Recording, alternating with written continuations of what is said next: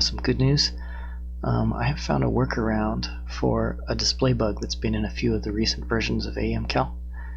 Now, we're going to work on getting this fixed in future versions, but for now, there is a workaround that you can do with the old versions too. So what you might have seen is these displays, these tachometer displays that look like gauges, would usually have a really weird number for the minimum value. And you can use configure gauge to change it, right?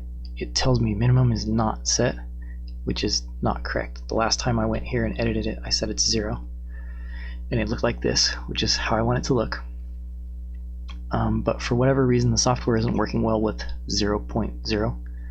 So the workaround is, if I was to save this and then reopen the same layout, it would look like it's correct right now, but after I reopen it, it would not load the 0 correctly or something, so it would go back to the bad version. And to fix this, you just change it from 0 to anything that's not 0. So 0.01 is usually good enough that it'll that it will not change how the display looks, but it will make it function even after you save and load the layout. So set this to 0.01 instead of 0. Click OK. Save your layout. Yeah, I'm going to give it that name.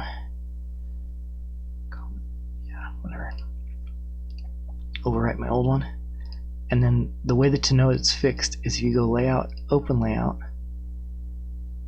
If you do an old version that had 0 in it, it's going to look like this. It's going to go back because it had 0 in it. But if you go Layout, Open Layout with your update, right, my latest one from 2 p.m.,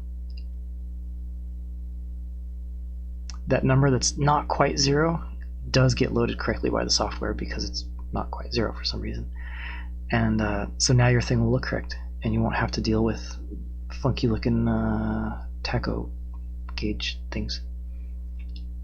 Anyway, I hope that helps somebody. We'll try to avoid it being a thing in the future, but for now, you can work around it, and it's not too painful of a workaround.